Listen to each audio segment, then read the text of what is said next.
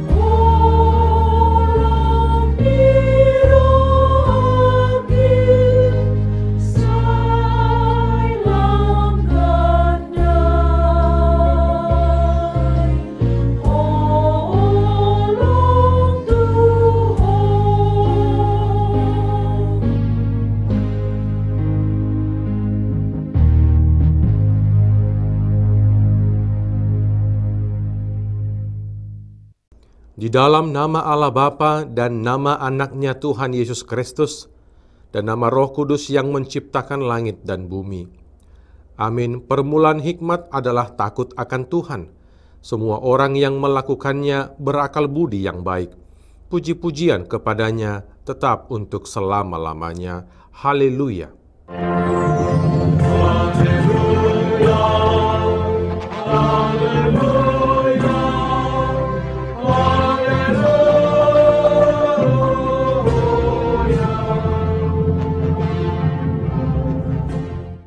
Marilah kita berdoa.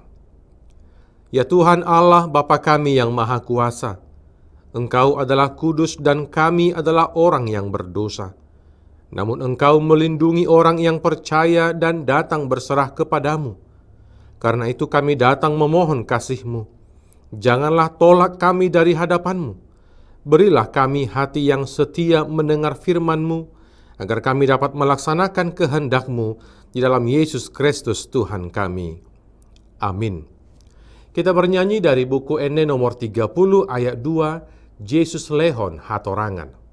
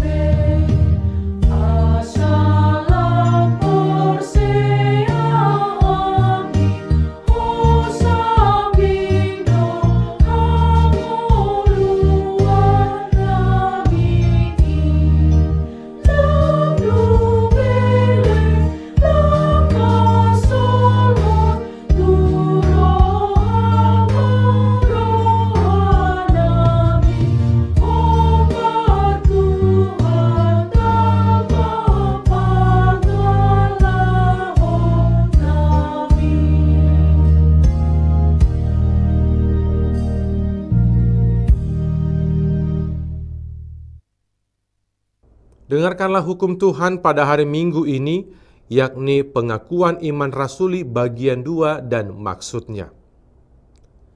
Keselamatan manusia.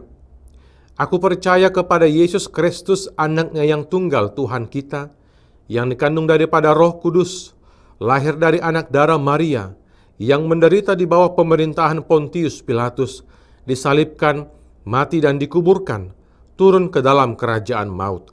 Pada hari yang ketiga bangkit pula dari antara orang mati, naik ke sorga, duduk di sebelah kanan Allah Bapa yang Maha Kuasa. Dari sana akan datang kelak untuk menghakimi orang yang hidup dan yang mati. Maksudnya adalah Aku percaya bahwa Yesus Kristus adalah Allah sesungguhnya, yang diperanakkan Bapanya dari kekekalan, dan juga Dia adalah manusia yang sesungguhnya, yang lahir dari gadis darah Maria. Dia adalah Tuhanku, yang menebus dan menyelamatkan aku, manusia yang sesat dan terkutuk.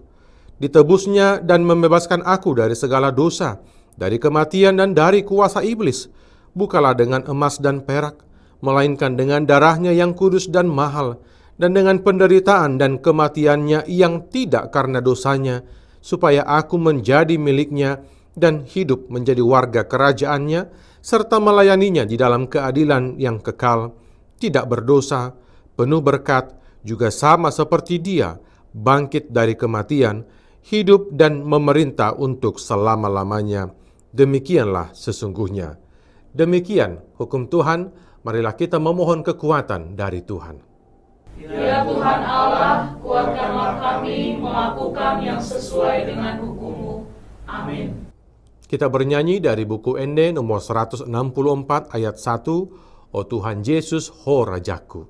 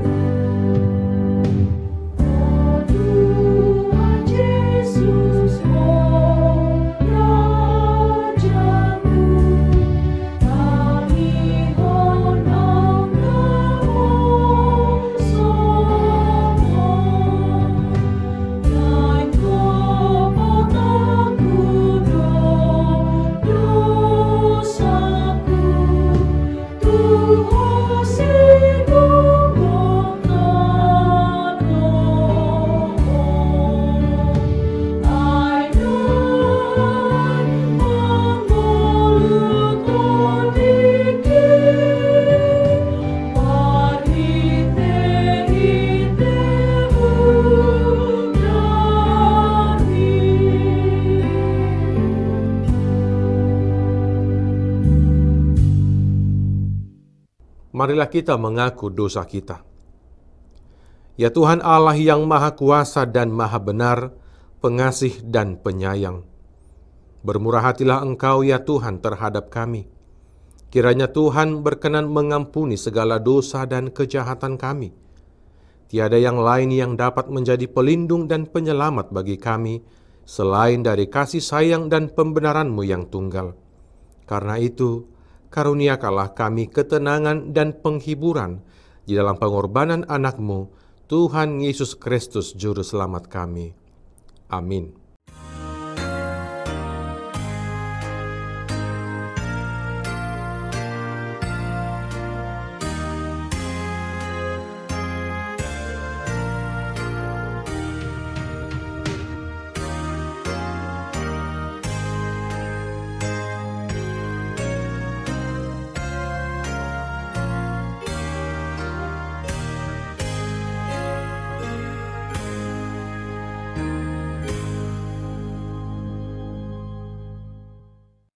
Janji Tuhan tentang pengampunan dosa kita.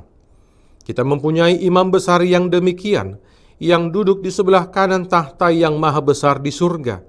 Karena itu Ia sanggup menyelamatkan dengan sempurna semua orang yang oleh Dia datang kepada Allah, sebab Ia hidup senantiasa untuk menjadi pengantara mereka. Kemuliaan bagi Allah di tempat yang maha tinggi. Amin. Kita bernyanyi dari buku Ende nomor 459 ayat 3, Sonangdo Lakalakaku.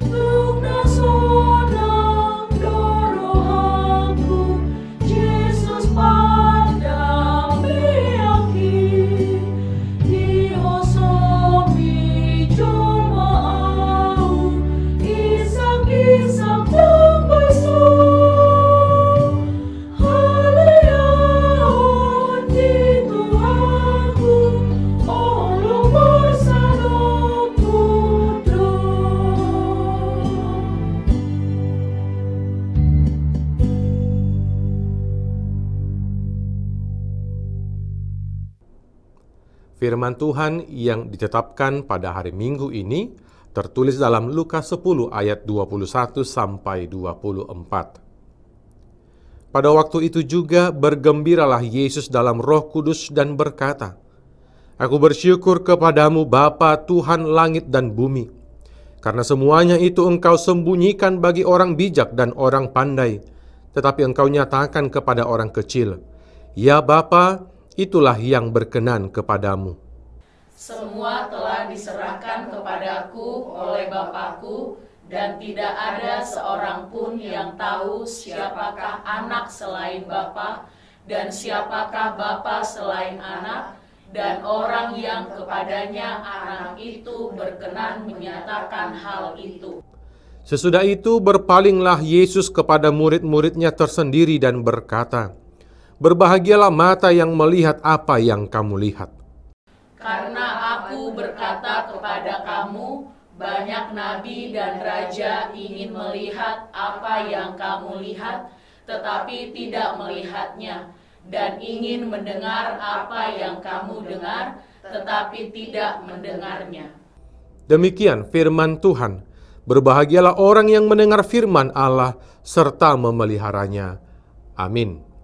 Kita bernyanyi dari buku ND nomor 413 ayat 1, Hutanda Haporusaki.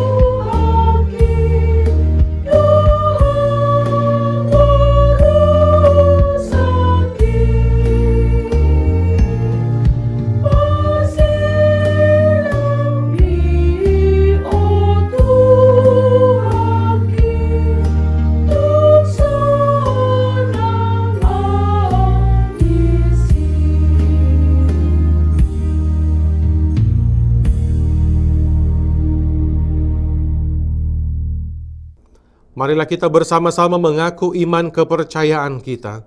Sebagaimana teman-teman seiman di seluruh dunia, kita bersama-sama mengucapkannya. Aku percaya kepada Allah, Bapa yang Maha Kuasa, Khalik langit dan bumi. Aku percaya kepada Yesus Kristus, anaknya yang tunggal Tuhan kita, yang dikandung daripada Roh Kudus, lahir dari anak darah Maria, yang menderita sengsara di bawah pemerintahan Pontius Pilatus, disalibkan, mati dan dikuburkan, yang turun ke dalam kerajaan maut. Pada hari yang ketiga, bangkit pula dari antara orang mati, naik ke sorga, duduk di sebelah kanan Allah, Bapa yang Maha Kuasa. Dari sana akan datang kelak untuk menghakimi orang yang hidup dan yang mati. Aku percaya kepada Roh Kudus dan adanya satu gereja yang kudus dan am, persekutuan orang kudus, pengampunan dosa, kebangkitan daging, dan hidup yang kekal. Amin. Jemaat yang dikasihi Tuhan, marilah kita menyerahkan persembahan 1A dan 1B dengan bernyanyi dari buku ND nomor 453 ayat 1, Sadagoar Naumuli, serta kita persiapkan hati dan pikiran kita untuk mendengarkan firman Tuhan.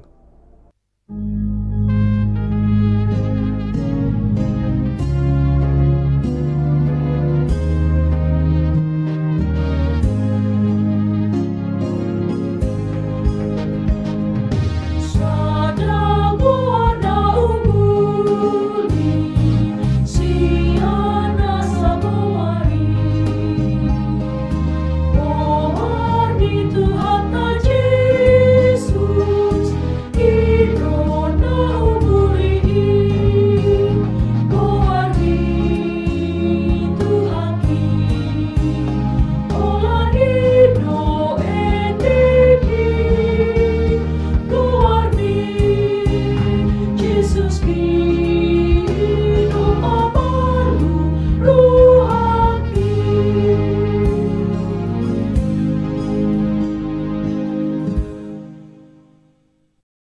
Damai sejahtera dari Allah Bapa yang melampaui segala akal, itulah yang memelihara hati dan pikiran saudara-saudara sekalian di dalam kasih Kristus Yesus Tuhan kita. Terpujilah Engkau ya Bapa yang telah berkenan hadir dan memanggil kami untuk bersekutu denganmu. Kini kami akan mendengarkan firman-Mu Tuhan. Kiranya kami memahami rencana-Mu atas diri kami masing-masing, sehingga kami boleh menjadi alat-alat-Mu yang sempurna di dalam kasih Yesus. Kami memohon kepadamu, kabulkanlah permohonan kami ini. Amin. Saudara-saudara, kabar baik bagi kita pada minggu ke-20 setelah Trinitatis hari ini adalah dari Yesaya 45 ayat 1 sampai dengan ayat 7. Berkenanlah saudara-saudara menyimaknya dengan seksama. Demikianlah tertulis dalam Yesaya 45 ayat 1 sampai 7. Beginilah firman Tuhan. Inilah firman-Ku kepada orang yang kuurapi, kepada Kores yang tangan kanannya kupegang, supaya aku menundukkan bangsa-bangsa di depannya dan melucuti raja-raja, supaya aku membuka pintu-pintu di depannya, dan supaya pintu-pintu gerbang tidak tinggal tertutup.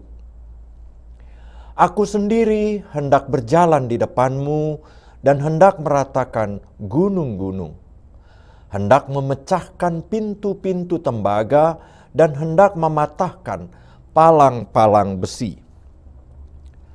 Aku akan memberikan kepadamu harta benda yang terpendam dan harta kekayaan yang tersembunyi, supaya engkau tahu bahwa Akulah Tuhan, Allah Israel, yang memanggil engkau dengan namamu. Oleh karena hambaku Yakub dan Israel pilihanku, maka aku memanggil engkau dengan namamu, menggelari engkau sekalipun engkau tidak mengenal aku. Akulah Tuhan dan tidak ada yang lain. Kecuali aku tidak ada Allah. Aku telah mempersenjatai engkau sekalipun engkau tidak mengenal aku, supaya orang tahu dari terbitnya matahari sampai terbenamnya, bahwa tidak ada yang lain di luar aku. Akulah Tuhan dan tidak ada yang lain, yang menjadikan terang dan menciptakan gelap, yang menjadikan nasib mujur dan menciptakan nasib malang. Akulah Tuhan yang membuat semuanya ini. Demikian bacaan kita. Saudara-saudara yang dikasihi oleh Tuhan Yesus, firman-Nya ini bukan untuk Israel, bukan pula untuk Yesaya, apalagi untuk saya atau saudara-saudara yang sedang beribadah hari ini di rumah, melainkan untuk Raja Kores, atau dalam Bible raja tersebut disebut sebagai Raja Sirus. Mungkin saudara baru mendengar atau membaca bahwa Tuhan memilih dan memakai non-Israel sebagai alatnya. Sebenarnya, jauh sebelum masa Yesaya, Tuhan pun pernah memakai orang atau raja non-Israel menjadi alat pilihannya. Silakan saudara-saudara baca di 1 Raja-Raja 19 ayat 15 sampai 16. Yakni Tuhan memakai Raja Hazael dari Aram.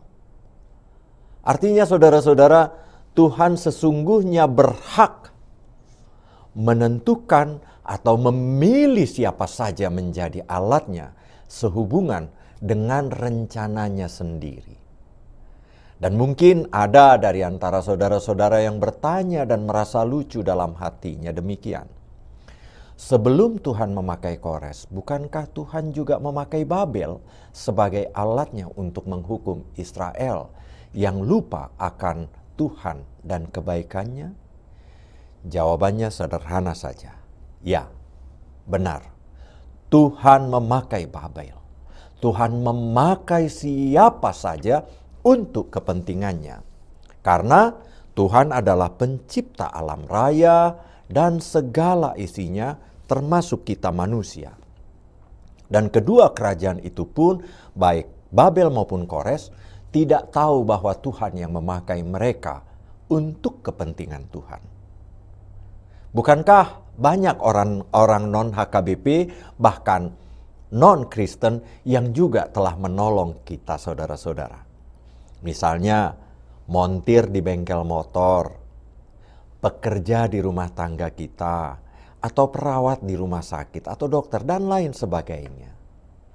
Oleh karena itu juga sambil lalu, marilah kita bersikap hormat dan menghargai mereka.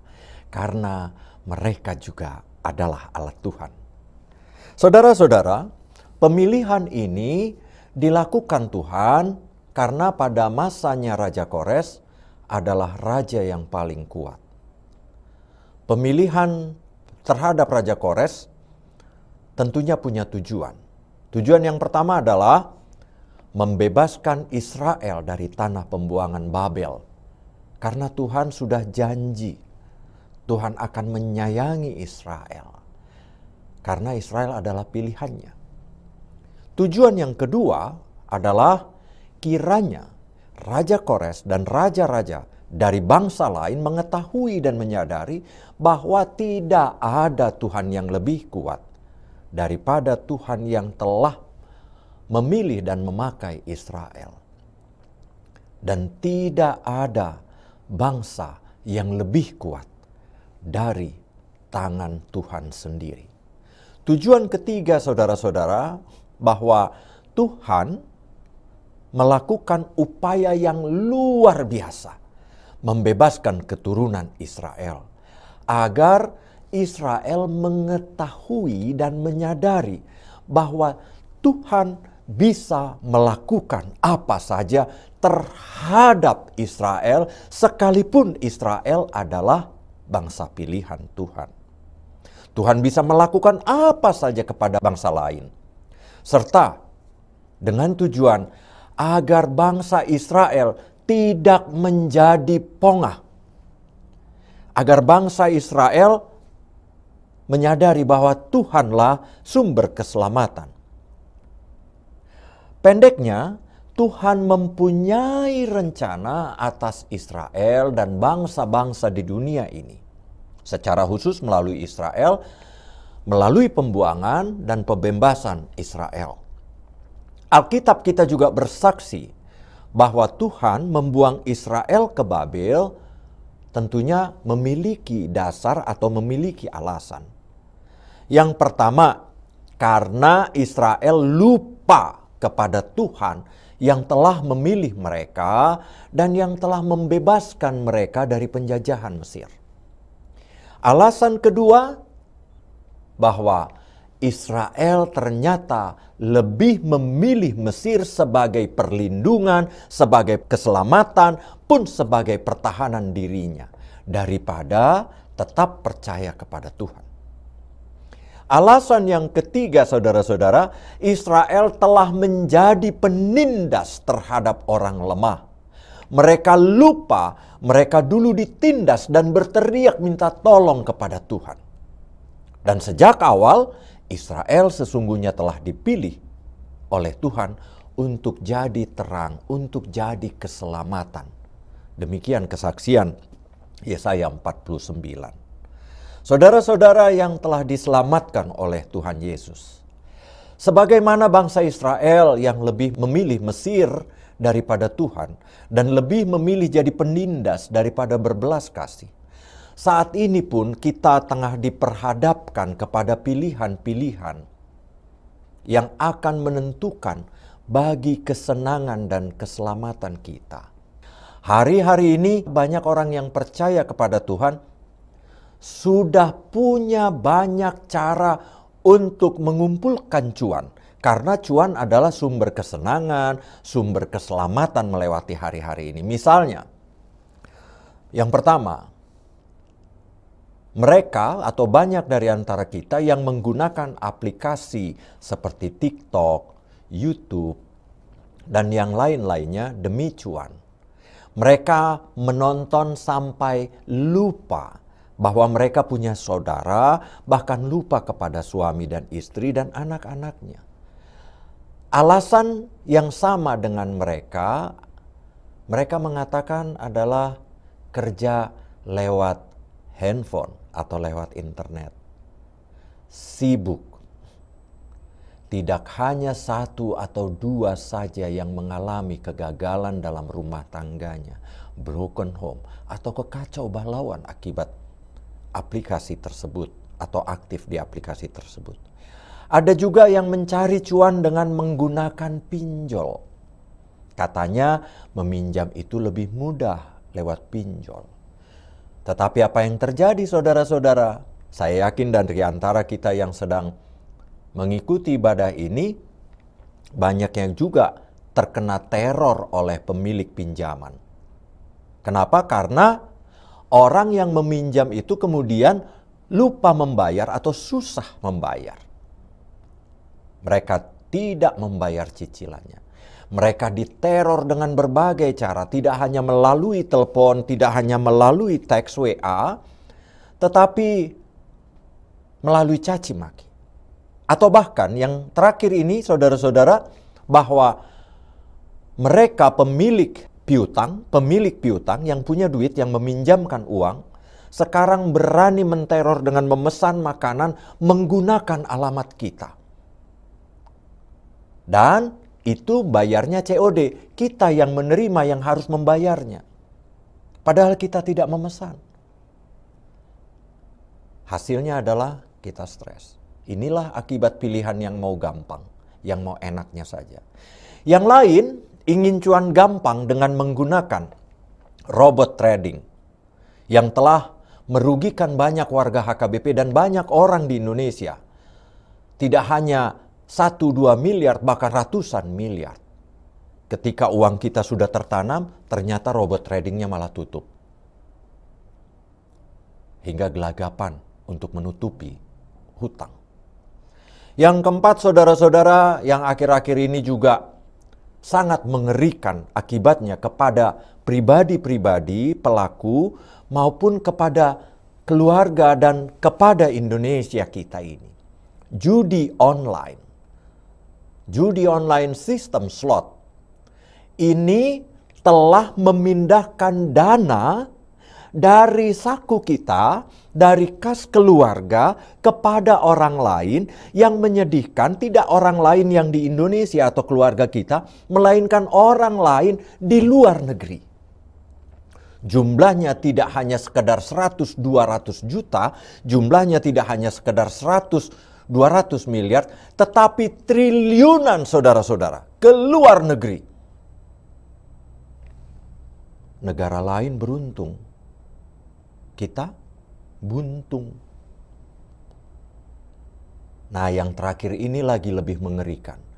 Ada juga orang mencari keselamatan, mencari kebahagiaan, mencari keuntungan, mencari cuan kecil, penangkap ikan teri. Seperti menerima pemberian dari kontestan caleg, capres, dan cawapres misalnya.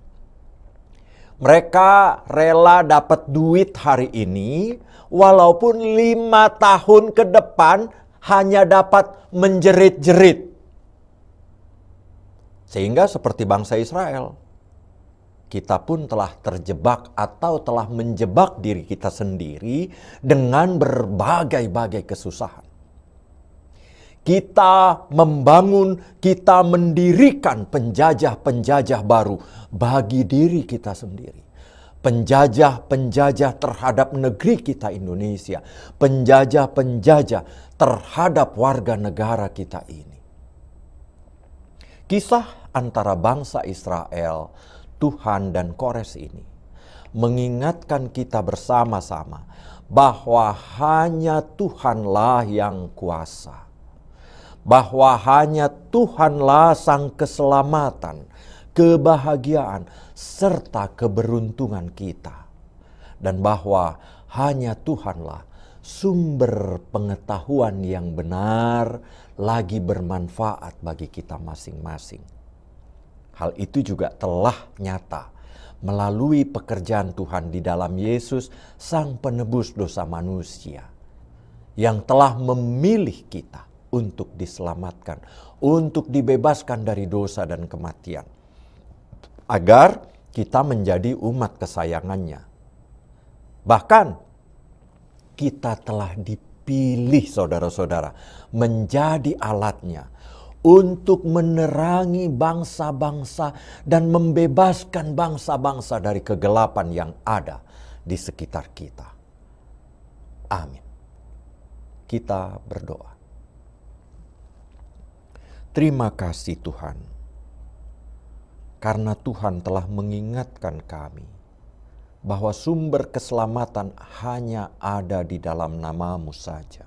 Hanya ada di dalam diri-Mu. Dan Engkau telah menyatakannya melalui pengorbanan Yesus Sang Juru Selamat kami. Kiranya hari ini kami lebih mengandalkan Engkau sampai selama-lamanya, agar kami boleh semakin bijaksana menentukan pilihan kami, semakin cerdas untuk memilih, karena kami tahu bahwa Engkaulah pilihan yang paling baik. Bahkan nasihat-nasihat-Mu, bahkan firman-Mu Tuhan, mengajari kami untuk hidup di dalam Engkau, untuk hidup bijaksana di dalam Engkau. Kabulkanlah permohonan kami ini, ya keselamatan kami di dalam Yesus Kristus. Kasihani kami. Amin. Saudara-saudara, marilah kita memuliakan Tuhan kita dengan persembahan-persembahan kita, sambil bernyanyi dari buku ND 753, Di Pardalanan Yesus di Jolokku.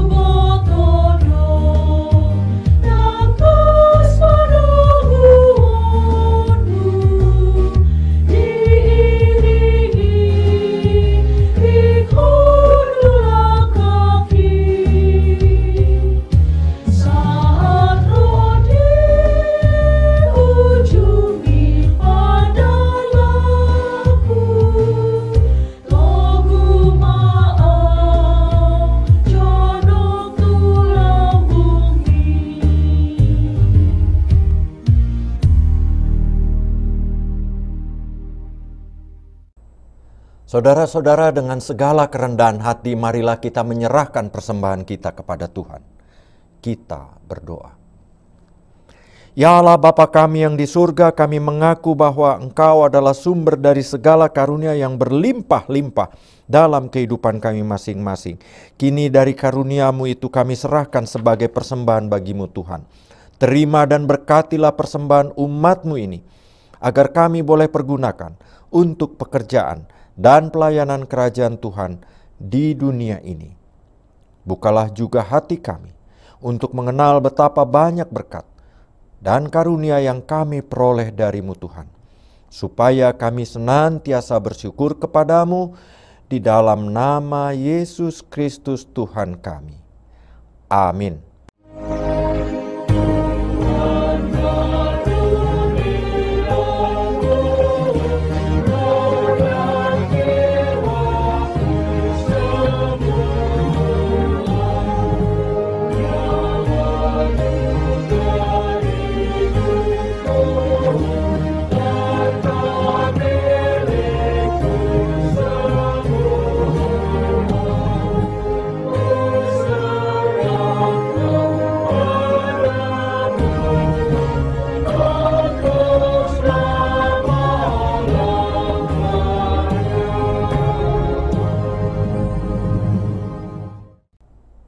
Bapa kami yang di surga, dikuduskanlah namamu. Datanglah kerajaan-Mu. Jadilah kehendak-Mu di bumi seperti di surga. Berikanlah kami pada hari ini makanan kami yang secukupnya. Dan ampunilah kami akan kesalahan kami, seperti kami juga mengampuni orang yang bersalah kepada kami. Dan janganlah membawa kami ke dalam pencobaan, tetapi lepaskanlah kami dari yang jahat.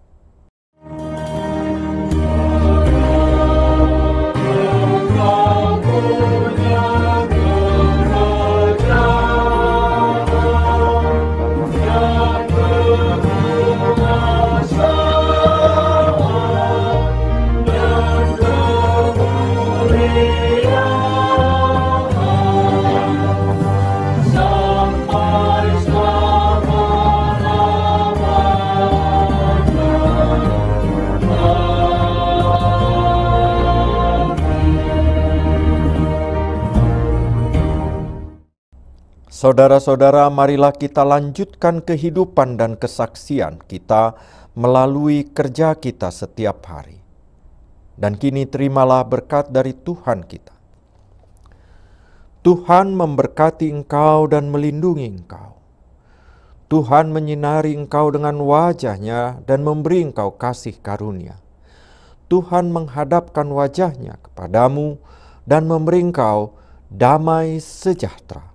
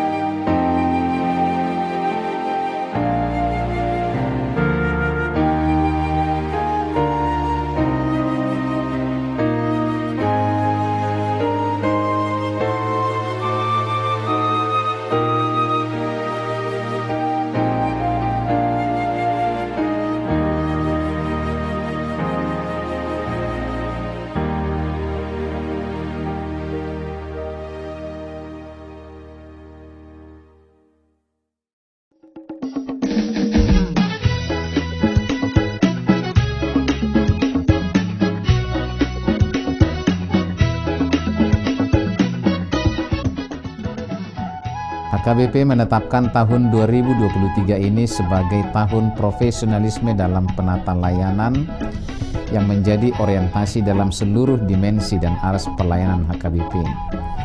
Orientasi pelayanan ini adalah sebagai upaya menunaikan panggilan gereja secara profesional dengan terang tema, kerjakanlah keselamatanmu dengan takut dan gentar, dari Filipi 2 ayat 12, dan subtema mewujudkan penata layanan Hajuara Bagason yang profesional di tengah-tengah gereja dan masyarakat demi pelayanan jemaat dan penata layanan keuangan untuk menjadi gereja lebih mandiri, berkeadilan, bersukacita, dan meneladani Kristus.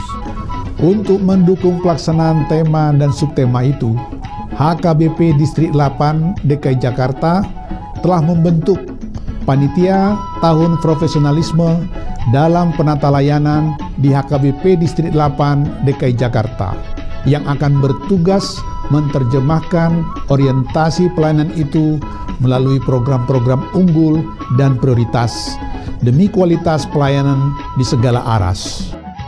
Program unggulan dan prioritas didesain dalam bentuk pembinaan, pelatihan, pendampingan, hingga penguatan bagi para pelayan tahbisan, pelayan non-tahbisan, dan seluruh warga jemaat.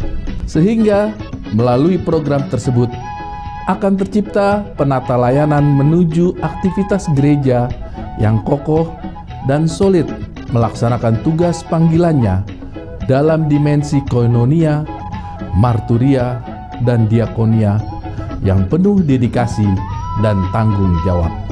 Profesionalisme dalam penata layanan bukan hanya menyangkut kemampuan tata kelola dan manajemen administrasi dan keuangan, namun juga akan menyasar penguatan interaksi dan relasi yang saling peduli dan saling melayani di tengah kehidupan warga HKBP. Maka sebagai bagian dari upaya menyukseskan program pelayanan yang akan dilaksanakan pada tahun profesionalisme dalam penata layanan HKBP di Distrik 8 DKI Jakarta, kami mengajak seluruh warga HKBP Distrik 8 DKI Jakarta, para pemerhati dan juga simpatisan untuk memberikan dukungan penuh melalui doa, daya, dan dana sehingga orientasi pelayanan ini berbuah baik demi kemuliaan nama Tuhan. Tuhan Yesus memberkati kita semuanya. Horas, horas, horas.